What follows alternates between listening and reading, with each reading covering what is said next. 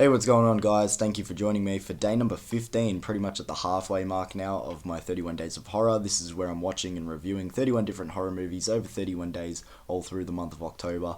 Today's movie is one that I have a lot of fun with, and I actually have a story that I want to get into just after I introduce this movie. From the year I was born, actually, 2001, this movie is titled Raptor. This is actually the fourth installment in the Carnosaur series, or I guess you could kind of call it a spin-off. So there was the original Carnosaur trilogy that came out before this one, and I never actually seen any of those movies, but I know a lot of people have fun with that trilogy, so I probably should find time to check it out. This is essentially Carnosaur 4, or like I said, you can sort of put it down to a spin-off as well. And there might have been another one after this, but don't take my word for it. But the quick story that I want to get into is growing up. I'm sure, like plenty of you out there and people from my generation and earlier, me and my brother, we loved going to the video store as kids. Me being a big horror fan, I'd always try and find as many horror movies as I could check out and find new ones, rewatch ones that, were close and dear to my heart and whatnot. But me and my brother, every now and then, would try and find one together that we both really wanted to watch. And one day we stumbled upon Raptor and we're like, yeah, we want to check out this movie. It looks cool as fuck. And no word of a lie, this movie, like, as I said, I grew up loving horror. I've seen so many horror movies and everything like that, but for some reason, this movie scared the shit out of me and my brother. Like, it genuinely pretty much traumatized us. And me and my brother joked about that for ages. Like, thinking back, even back in the day, we probably knew that this movie was a little bit cheesy. If you've seen it before, it definitely is, and it's on, the lower budgeted side of movie making and whatnot.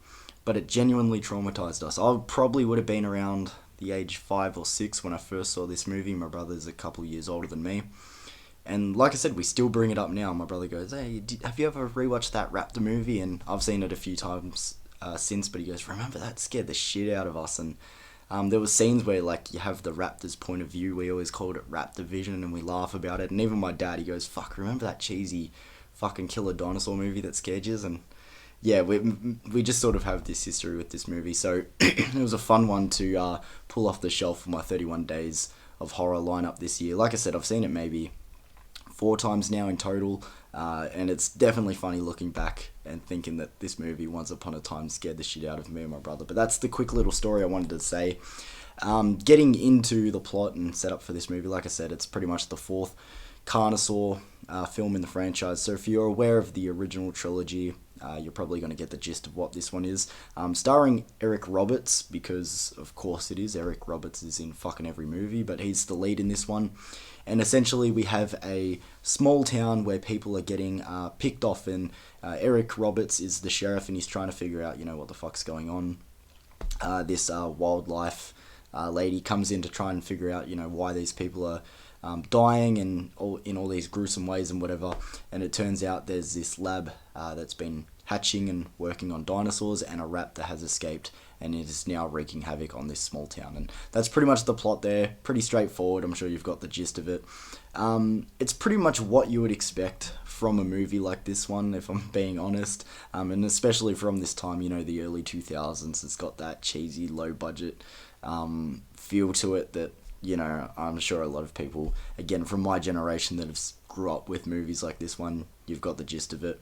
With the right mindset and a few drinks or whatever, maybe just have some friends around, this can be a really fun watch. Like I said, it definitely doesn't scare me anymore like it once did, traumatized me as a kid. But every single time I've watched it since picking it up and being like, oh, this was the movie that scared me as a kid, I honestly have fun with this movie. I love the practical dinosaur. They do look ridiculous and cheesy, but also at the same time awesome. Like, I'm not sure how to fucking describe it. Like, you can clearly tell it's a rubber dinosaur and everything, but they put enough detail and enough effort into it where it comes across as charming and enjoyable. There's actually, honestly, really good blood scenes in this, decent gore and decent kills, but again, just also take into consideration that it's a movie with a lower budget, sort of cheaper tactics and things like that. Like, there's a few kills that happen in this one and they show the dead bodies, and literally the actors can't stay fucking still. You can still see them breathing, and it's like, okay. And I'm like, are they supposed to be alive? And they're like, oh my gosh, this guy's dead. And it's whatever. So expect those sort of things. There are a couple scenes where you see the boom mics up in the top of the screen because, they couldn't fucking cut them out of the shot or whatever. Just cheesy things like that. There's like one scene that comes to mind as well, like this car, while she's driving, she gets attacked by the Raptor, and it's on this bridge that is like going over this canyon, so there's nothing on either side of the road, and the car drives straight off the middle of the bridge, yet she jumps out of the car and rolls onto the side of the road, even though there is no side of the road because she's on a bridge. It's just like this movie is so ridiculous, but it's so fucking fun. Like I said, if you go into it with the right mindset and things like that, I'm sure you can get as much fun out of it as what I do. Like I said in my intro, I've never actually seen the original Carnosaur trilogy, but there seems to be a connection between the group in this movie who have grown and hatched this raptor, and I guess what was happening in the events of the Carnosaur movies. Even though there are questions, and again this is coming from someone who is unfamiliar with the events of the Carnosaur trilogy, I think it does a decent job filling in pretty much the gist of what you need to know. The only way what I'm saying now could backfire is if there isn't a connection to the background of, this group that is hatching dinosaurs and, this connection between Carnosaur and Raptor, but I just presume there is. And if there is this connection, and I'm sure someone can fill in the blanks of what I'm trying to say here in the comments, I think it does a pretty good job of connecting the dots and filling you in if you've only seen Raptor and why this group is hatching dinosaurs and all the backstory there. There is a point in the movie pretty much towards the third act where a special ops raid is implemented on this group who are hatching the dinosaurs, and that becomes a big portion of the movie. As I said, that comes in probably at the start of the third act, and I much preferred the opening two acts where you're following this small town cop trying to figure out what this thing is, because for a long time he doesn't know it's a dinosaur.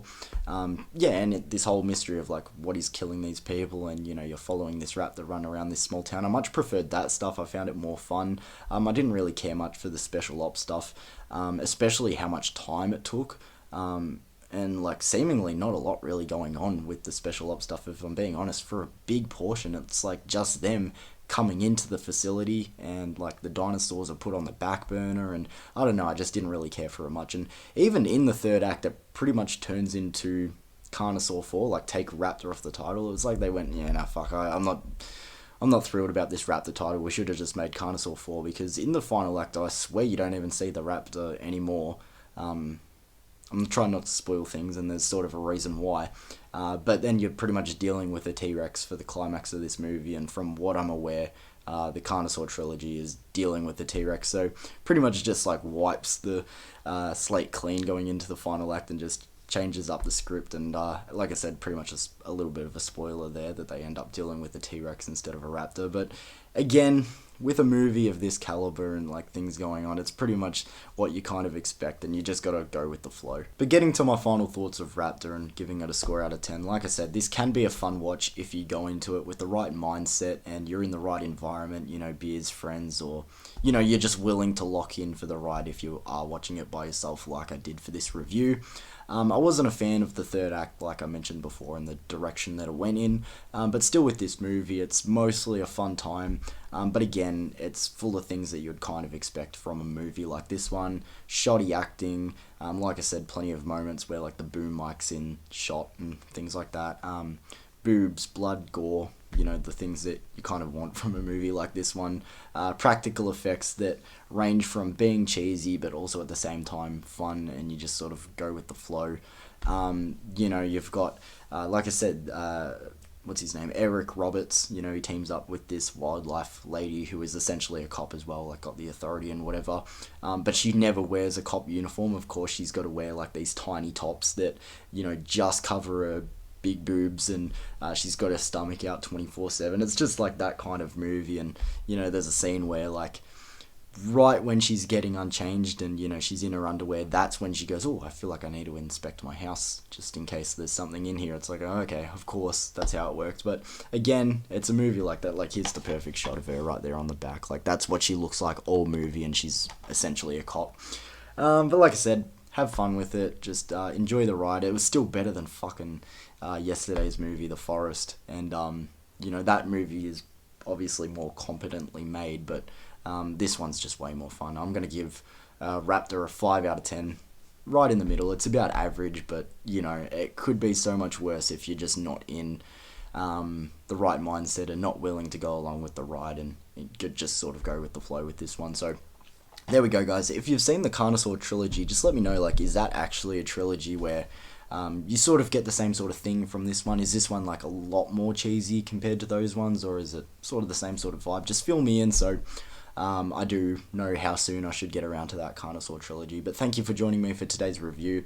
As I said, day number 15, pretty much at the halfway mark. And I'll see you tomorrow for day number 16. Thanks, guys.